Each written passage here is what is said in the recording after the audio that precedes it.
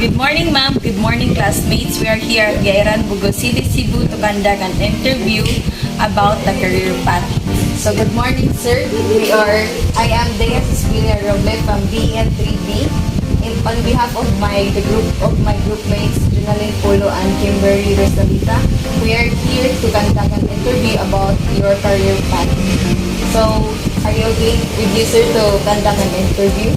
Good morning, everyone. Yes, Miss Tia, I am ready for that interview. Yes, sir. So, sir, can you tell us about yourself, especially your educational attainment, sir? Okay, I am Lou Hilig Susubilla. My profession right now is a policeman. And then, I am a police chief master sergeant. So, if we are basing that to the former rank category, I am SPO3 already. So now it's Police Chief Master Sergeant. My highest educational attainment is I am a graduate of a Bachelor of Elementary Education and I am a licensed teacher. Sir, if I heard it correctly, sir, you graduated a course of Bachelor of Elementary Education, right? Yes, I graduated Bachelor of Elementary Education at CRMC Bugos City. Although I graduated Bachelor of Elementary Education, then my profession right now is a policeman. So this is why it happened, or how did it happen. So after I passed the LET exam last 2002, I also applied for an entrance examination for Napolcom, for PNP. So, both of that eligibility can be used for your entrance in PNP organization. So, those eligibilities that I have, it's very advantageous to me during that time. That's why I entered this career policeman as a policeman. Okay, sir. So, while ago, sir, you said that you graduated of B.Ed. If pursued to literally, you will become a teacher. But how come you choose to change your career path, sir, from being a teacher and how you are brave now you are a brave policeman? Before, my father really want me to become a teacher because according to him, especially as a elementary teacher for elementary students or pupils, because according to him, every day we are dealing with innocent people or individual like the children. So he really want us to become a teacher for that reason. But as the years goes by, when I saw my other brothers who already in PNP service, so there was a change of plans in my part. Then I really admired my brothers who are policemen. So I tried to apply for a police officer. Then I was accepted, and that's and everything is history. Okay, sir. So, can you tell us about what you like as a policeman, sir, and you didn't like about the previous course or as a teaching job position? So, can you tell us, sir? Yes, I didn't say that I didn't like to become a teacher. I love also that career. Especially, it's really in my heart of teaching students, of teaching people. Even now, as a police officer, that career of mine, being a teacher, licensed teacher, is very advantageous to me as a police officer, because we as a police officer not only accept complaints, but we also educate. We conduct as part of our crime prevention. We conduct we go to schools to conduct symposiums. We go to barangays to conduct pulong-pulongs, and even to a group of individual like TUDA or LGBT or other groups, and we conduct educational information about crime preventions, anti-criminalities, etc., about our advocacies, about our functions, about our purpose as a police officer. So, my being a my my my education as a teacher and my career as a police officer somehow coordinate with each other, somehow complement with each other. So I don't think there is a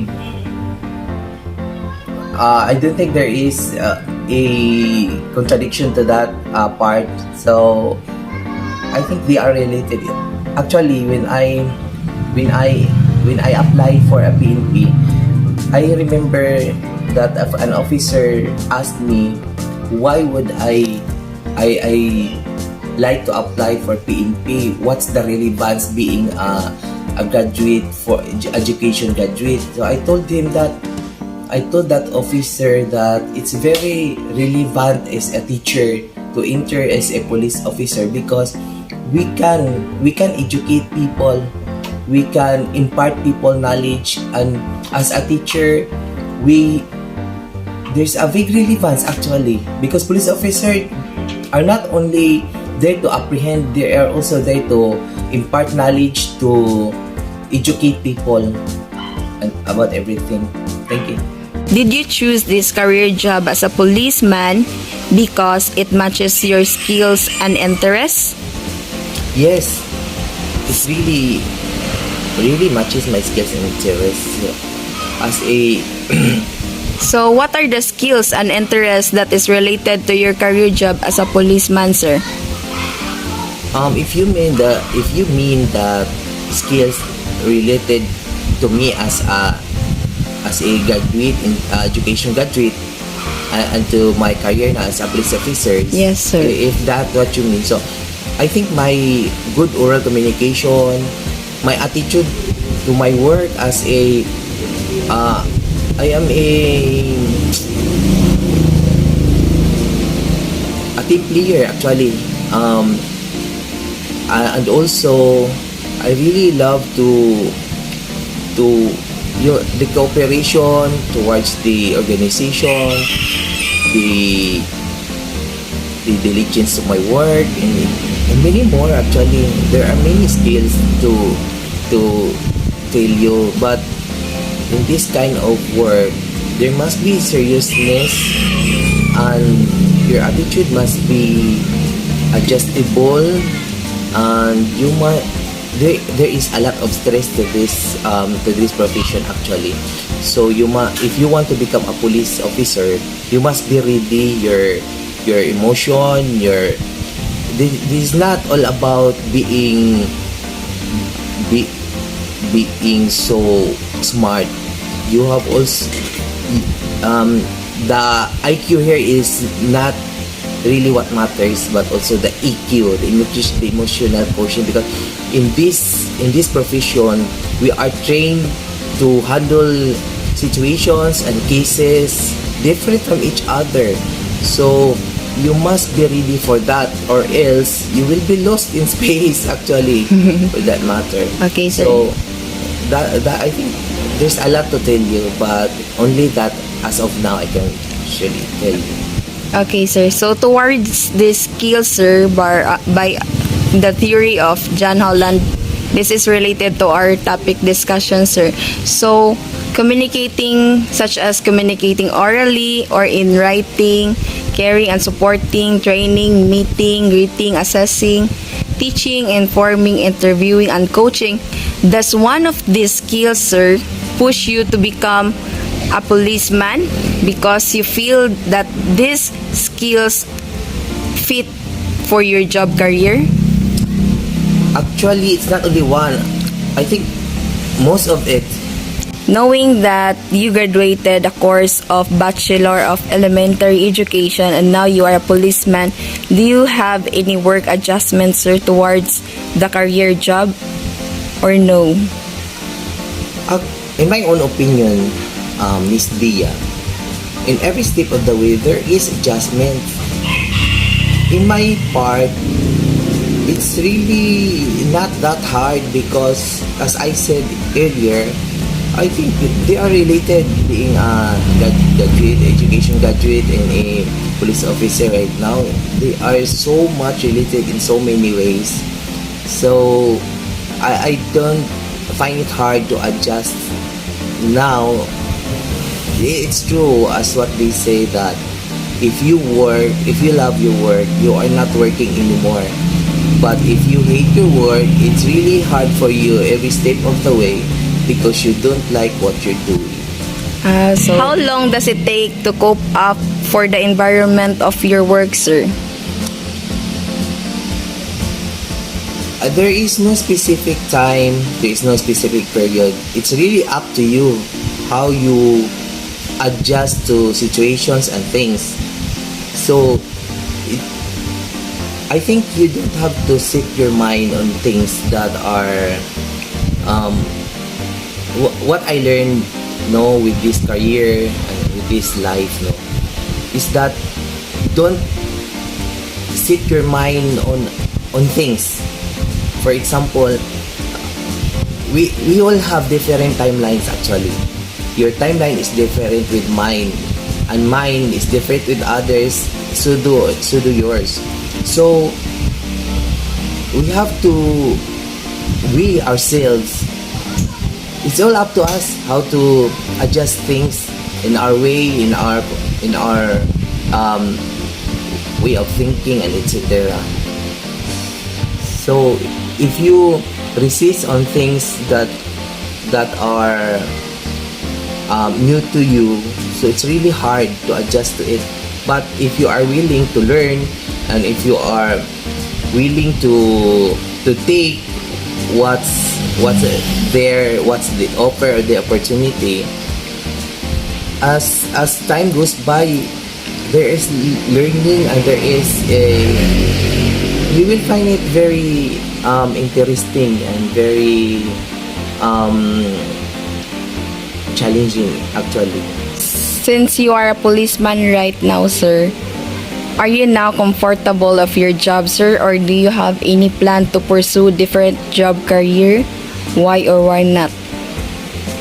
Yes, I am very comfortable with my job now, my career now.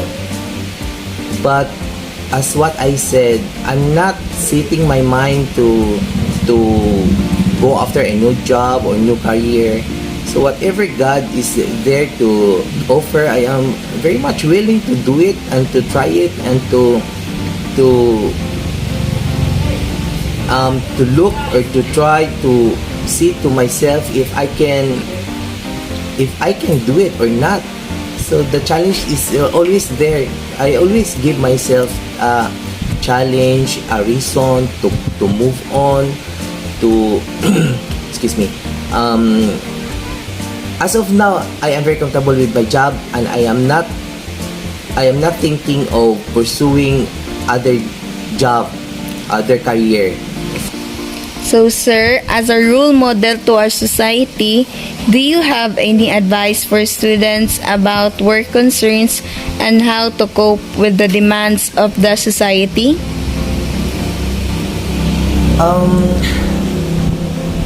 My advice to students, if they want to become a police officer like me or a teacher or a doctor or any professionals or any career they want to achieve, they have to finish their studies actually. Even though we are challenged, especially with our situations like our families, our environment, or even ourselves, but if we are always praying to God, for sure you will never lost along the way. Yes, God sir. will guide you and God will put you to the right place where you belong. So as of now, as a student, finish your study. So that's all for today's interview with Sir Lou Hiligsos Villa. So again, sir, thank you so much for giving us time and effort answering our questions. Sir, your experience serves as a good example as we currently took up a bachelor's of elementary education, and we promise, sir, that we keep your personal information private and this interview will serve as for educational purposes only, sir. So do you have any something else to say, sir? Okay, I would like to thank you, Miss Leah, and to your group for having me as your your guest, you know, and to the teacher who have given this kind of activity to the students. So I salute you guys, you know, and it's my pleasure actually to impart my experience, my knowledge, my situations about my career, about my profession, about my studies, and about my personal life actually. And I hope I have imparted good things in inspirable one to the students and to the one who can see and to the one who can read this interview or hear this interview. So I am very, very much thankful for the opportunity you have given me. So thank you. Thank you so much, sir.